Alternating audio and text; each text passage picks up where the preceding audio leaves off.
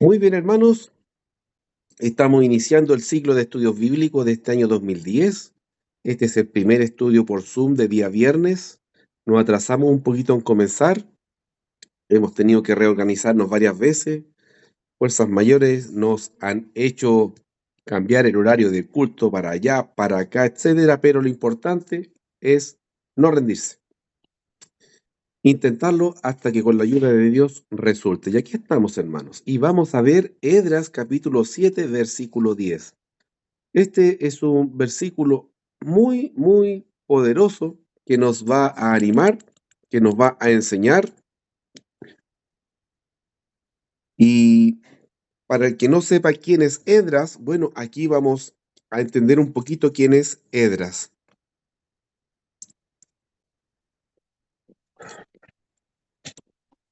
¿Hay alguien que haya encontrado Esdras 7:10?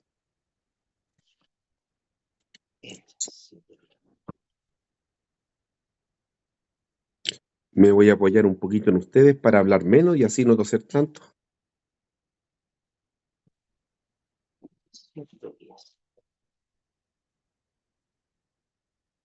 ¿Alguien encontró Esdras 7:10?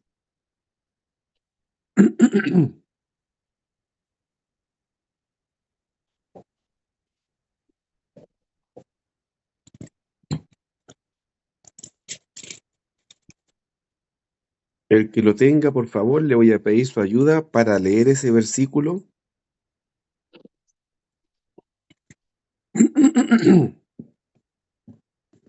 ¿Lo leo, hermano? Por favor, hermanita.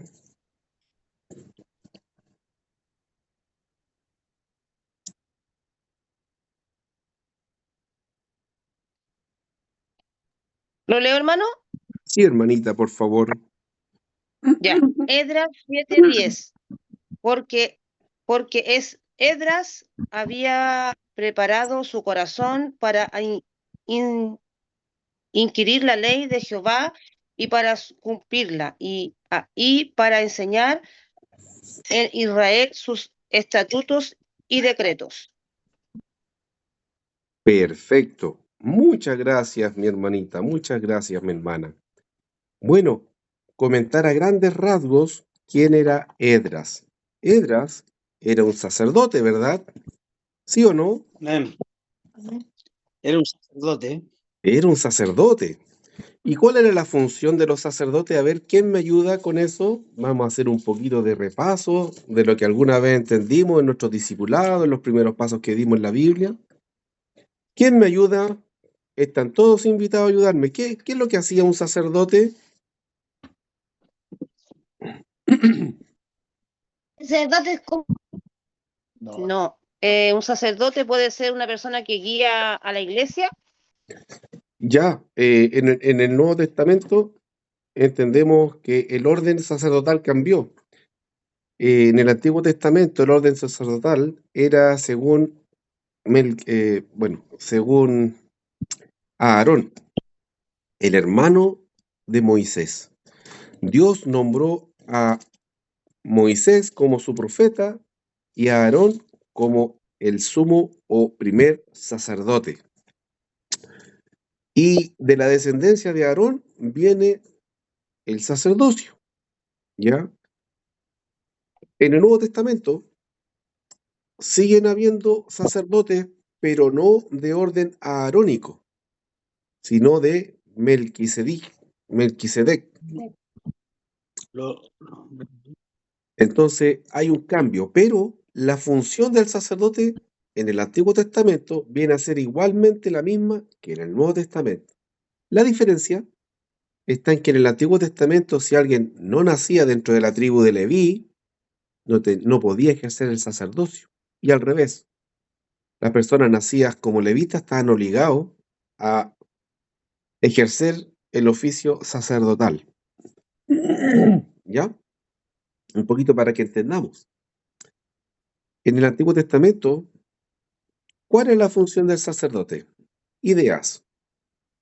En el Antiguo Testamento. Y vamos a ver que hay un paralelo con el Nuevo. ¿A quién se le ocurre alguna función, alguna cosa que era trabajo del sacerdote? A ver, a Yasna, a Camila, a Ruth, a Eliana. Ya, por acá me dicen por el ladito aquí, Ruth, ofrecer holocaustos. ¿Y por qué las personas no podían ofrecer el holocausto por ellas mismas? Tenían que ofrecerlo por medio de un sacerdote. Entonces ahí ya está implícita la función del sacerdote. ¿Cuál sería? Interceder. Interceder, me dijeron aquí al ladito. Hermano Héctor, la Melanie está conmigo acá y ella dice que predicar. Podría ser predicar en el sentido de enseñar. Una función del sacerdote en el Antiguo Testamento era enseñar. Hola, Melanie.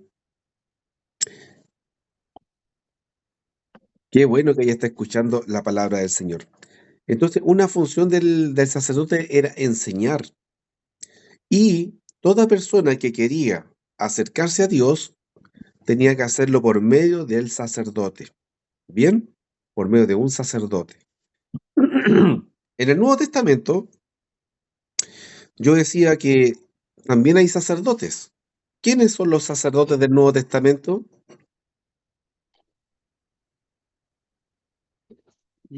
Un sacerdote era enseñar cualquiera.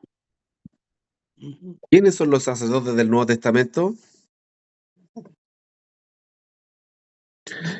Me doy cuenta que el tema de sacerdote lo tienen muy al debe. Vamos a tener que hacer un estudio para entender mejor y tener la perspectiva correcta de lo que somos nosotros en el Nuevo Testamento, ¿ya?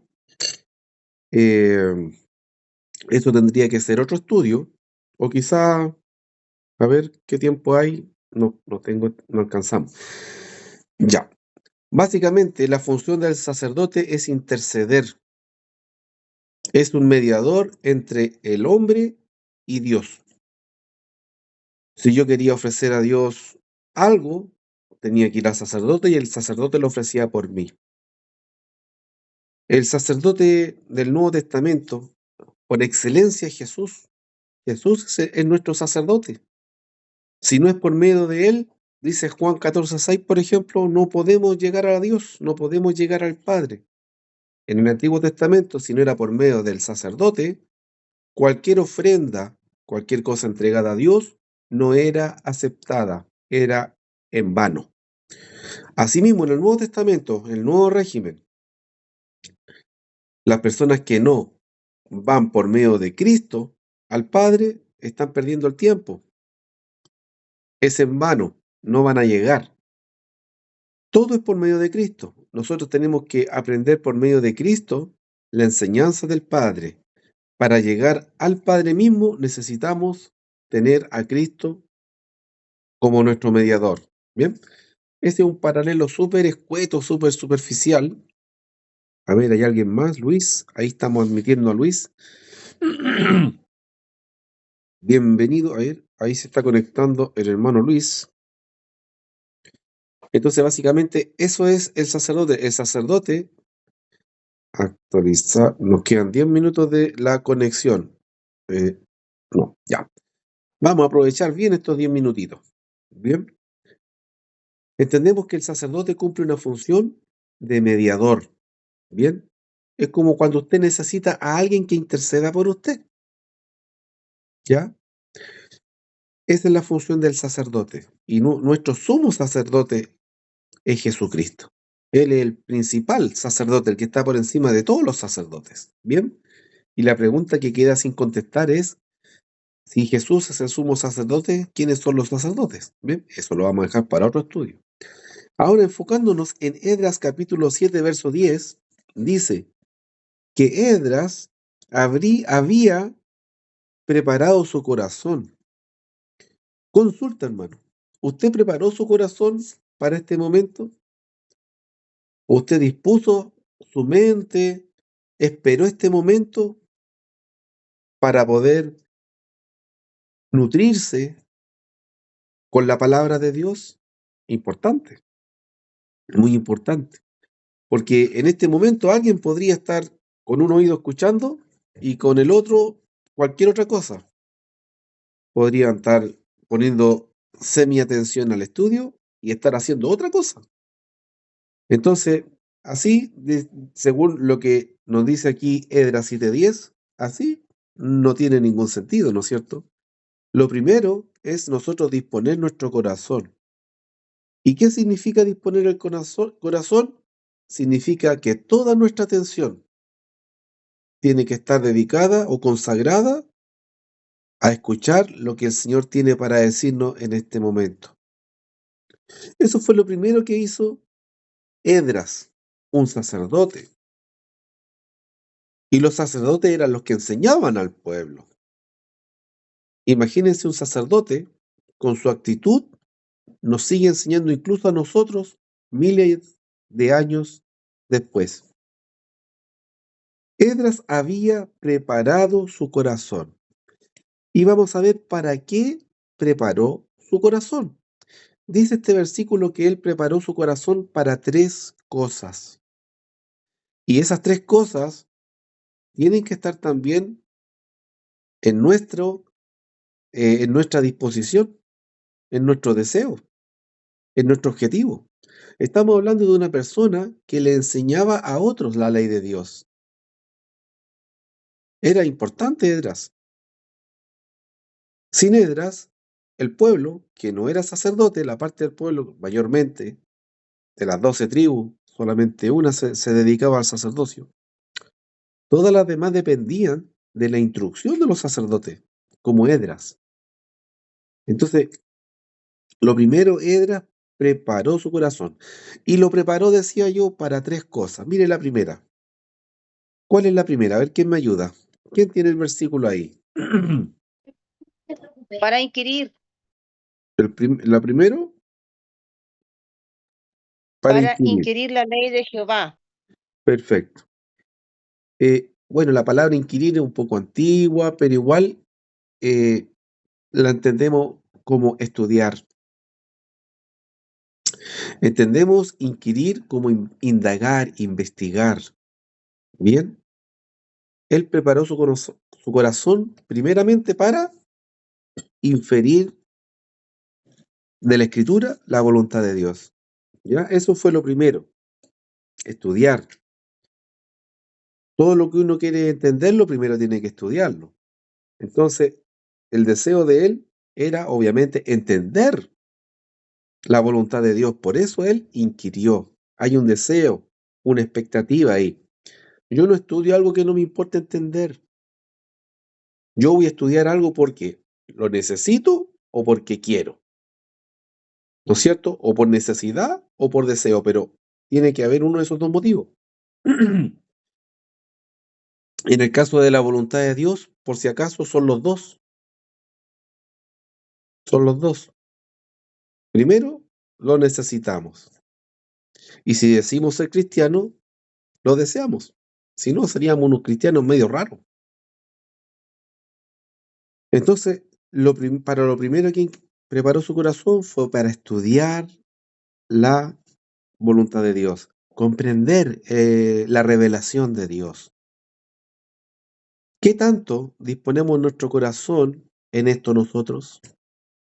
¿Qué tanto preparamos nuestro corazón para en la mañana escuchar una reflexión, leer un versículo durante el día, al mediodía, a la hora del almuerzo, en la tardecita, quizá antes de acostarnos, etcétera? ¿Qué tanto preparamos nuestro corazón para entender en mayor profundidad, para entender algo nuevo con lo que Dios quiera sorprendernos, alguna información que no sabíamos? ¿Qué tanto preparamos nuestro corazón?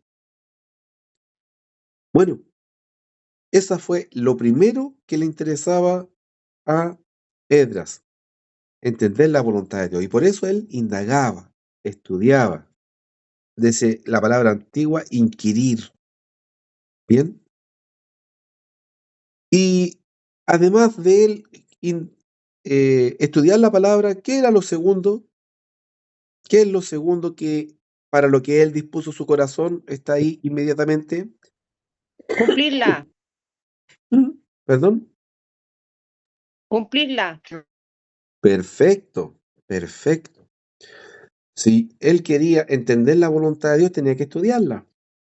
Pero ¿cuál era el propósito de querer entender la voluntad de Dios? solamente entenderla para saber. No.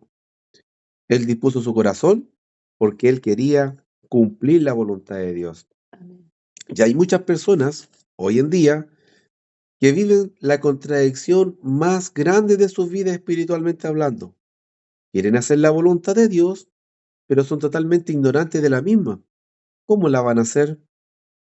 Yo no tengo respuesta para eso, porque entendemos que Esdras primero estudió porque tenía una meta, cumplirla. Si tenemos el deseo de hacer la voluntad de Dios, primero tenemos que entender la voluntad de Dios. ¿Y a qué me refiero con la contradicción más grande espiritualmente hablando de una persona en este mundo? Personas que tienen el deseo de hacer la voluntad de Dios, pero no tienen el deseo de estudiar, de indagar, de inquirir cuál es la voluntad de Dios. ¿Van a poder cumplirla? No. No, porque para cumplir la voluntad de Dios sin estudiarla tendríamos que ser adivinos. Y hasta donde yo sé, ese ni siquiera era un don que daba el Espíritu. Ni siquiera era un don milagroso. La adivinación no tiene nada que ver con los cristianos, ni del primer siglo, ni del siglo actual. ¿Y por qué no necesitamos ser adivinos? Por eso Dios nos revela su voluntad. No hay ninguna necesidad de ser adivino. Entonces eso deja en evidencia que la ignorancia es totalmente voluntaria y es por una flojera, es por ser irresponsable. No podemos quizás ser los más preparados del mundo de un día para otro, pero si no tomamos la decisión un día como hoy de comenzar, nunca lo vamos a conseguir. Y fíjense lo más importante, este es como el tercer peldaño. Primer peldaño, él preparó su corazón para estudiar la palabra. Segundo, para obedecer a Dios. Y para, ¿qué más dice? Enseñar. Compartir. Perfecto. Enseñar. Yo creo que como yo, usted muchas veces ha disfrutado la satisfacción de aprender algo de la palabra. Qué rica esa experiencia de conocer algo que me enseñen. Pero la expectativa de Dios es que un día yo, que fui instruido, sea también alguien de utilidad para alguien que no sabe. La idea es que, así como alguien fue de bendición para mí, yo ser de bendición para otro. Enseñar. Entonces, fíjese, estudiar, obedecer y enseñar la palabra de Dios. Eso es lo que tiene que estar en nuestro corazón. Eso es lo que enseña Esdras en este versículo. Entonces, ¿cómo podemos concluir esto? Podemos concluirlo como que Esdras es un modelo para nosotros. Un modelo de lo que nosotros debemos desear. ¿Qué debemos desear? Cumplir la voluntad de Dios. Es importante entender, Sebastián, admitiendo a Sebastián. Bien, vamos a esperar a que se conecte para decir esta idea completa. Bien, decía yo entonces algo importante. Entender, conocer la voluntad de Dios no es un fin, es un medio. Fíjense que Esdras preparó su corazón para estudiar la ley de Jehová y para cumplirla. Es decir, el deseo de él era cumplirla, pero para poderla cumplir necesitaba entenderla. También el deseo de él era enseñarla, pero para poder enseñarla, primero tenía que conocerla. Ya sea para obedecer la voluntad de Dios, como para enseñarla a otro, es necesario conocerla. Conocer la palabra de Dios siempre entendamos que es un medio para yo obedecerla correctamente, perdón, un medio para enseñarla a otro. entender la palabra, saberla de memoria, ser súper teólogos, si ese es nuestro fin, no lo estamos haciendo para Dios, porque Dios no reveló su voluntad para que nosotros solamente la conociéramos. La expectativa de Dios es que nosotros la cumplamos, no que solamente la entendamos.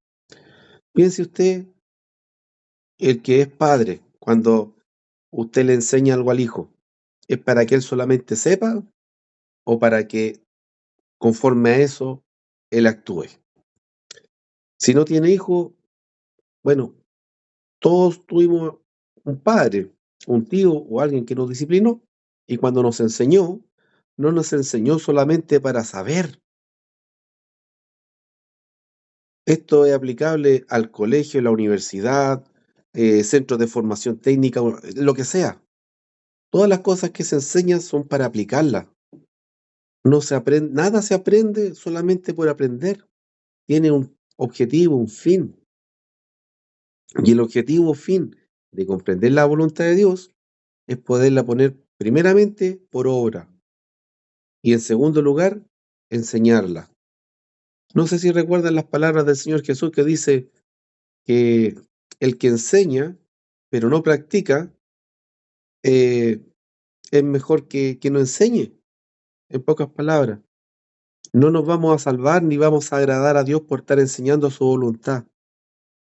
Vamos a agradar a Dios por estar esforzando en cumplirla. Y parte de obedecer a Dios es transmitir ese mensaje. Es importante entender eso.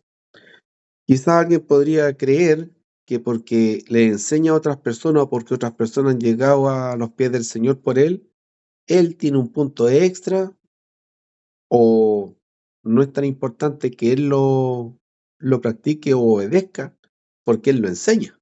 Y sin él, otras personas quizás no hubieran llegado al Señor. La verdad es que eso es un autoengaño nomás. Porque cuando el Señor nos llame a juicio, dice la palabra, nos va a llamar de a uno. Así como no le vamos a poder echar la culpa a otro, tampoco le vamos a poder pedir, como decimos nosotros, entre comillas, pedir ropa a otro. ¿No? El juicio es totalmente individualizado. El Señor nos va a llamar uno por uno y vamos a estar cara a cara en un día con el Señor.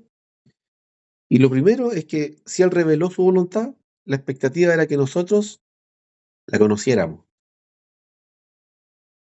Si la conocemos, la expectativa es obedecerla y también poderla compartir con otros. Esto es básicamente lo que quería poner en el corazón de ustedes para que comencemos a tomar formalmente lo que es el estudio de la palabra. Una cosa está amarrada con la otra. Y yo creo que sería bueno estudiar un poco lo que es el sacerdocio. Me di cuenta, bueno, uno se da cuenta en el momento preguntando a veces, sin ninguna mala intención obviamente, de que hay algunas debilidades. La idea de los estudios es suplir las debilidades, es rellenar esos huecos, esos vacíos, ¿no es cierto? Ya sea en la doctrina, del conocimiento de las cosas de Dios, irlos llenando, ¿ya? Así que yo creo que vamos a estudiar un poquito lo que es el sacerdocio, es súper importante, porque Jesús es nuestro sacerdote, por excelencia, el máximo sacerdote. ¿Algún comentario, hermanos? ¿Alguna pregunta? ¿Alguna sugerencia? Hermano Héctor, disculpe sobre eso del sacerdocio que estaba anotando, pero cómo lo va a enseñar, Sí, pero quedé ahí, que me ayude en esa parte. ¿Interceder en qué, dijo? Es que esa parte la anoté. claro, el sacerdote cumple la función de intermediario. Él es ¿De qué? intermediario. El sacerdote es un intermediario Intermediario, pero con Cristo, con Dios, Sí, po. entre el hombre y Dios. entre el hombre. Sí, el sacerdote no es un intermediario entre Dios y el hombre. Es un intermediario entre los hombres y Dios, no al revés, ¿ya? Es importante entender esto. Mire, hermano Héctor, Sí, yo tengo entendido también en las iglesias católicas, yo no sé que no me gusta meterme en su ramo, pero yo, por lo que yo vengo de la iglesia católica, y casi siempre se escuchaba siempre de los pastores que ellos eran intermediarios, antiguamente. Que ellos hablaban por nosotros cuando hacen esa cuestión de los... Es una cuestión donde se encierran los los curitas, ¿se ha confesionarios. fijado? Confesionario, y uno tiene que contarle lo Sí. que... Ya, yo ahí me di cuenta que estaban en un error ellos, los católicos, porque uno ya, al hablar con él, está hablando con él directamente. Sí, lo que pasa Pero los es católicos que tienen esa... el catolicismo es una copia pésimamente mal hecha del Antiguo Testamento. Sí, pues sí lo sé. Ellos, No, yo no sabía, por eso. ellos se basan, los curas vienen a ser, entre comillas, sacerdotes, pero Sí. están copiando la estructura del Antiguo Testamento. Pero al Sí, mismo pues, teníamos que tiempo, confesar nuestros pecados. ellos se declaran como cristianos. Entonces, son ¿Cómo? unos cristianos ¿Perdón? súper raros porque son unos cristianos que están en una estructura judía, dos religiones Exacto. distintas. Entonces, el catolicismo es una contradicción en sí mismo, porque Sí. o nos regimos según el judaísmo, el Antiguo Testamento, o nos regimos según el Nuevo Testamento, el cristianismo. No se pueden las dos, No. no se pueden. Entonces, ese tema de sacerdotes lo sacan del Antiguo Testamento. En el Nuevo Sí. Testamento no enseña nada de eso. Y No. vamos a estudiar más en detalle lo que es el sacerdocio Antiguo versus Nuevo Testamento. Yo creo que en el próximo estudio podríamos estudiar eso, es súper interesante y ayuda a entender muchas cosas, pero de momento con lo que se tienen que ir en su mente es que el sacerdote es un intermediario entre los hombres y Dios. O sea, los hombres no pueden llegar a Dios sin el sacerdote. Eso es lo que tenemos que entender, ¿ya? No más que eso. Bien, pues hermanito, espero que hayan disfrutado el estudio. Mire, tenemos 27 minutos de estudio, incluidos los comentarios recién hechos. Vamos a dejar el video hasta aquí.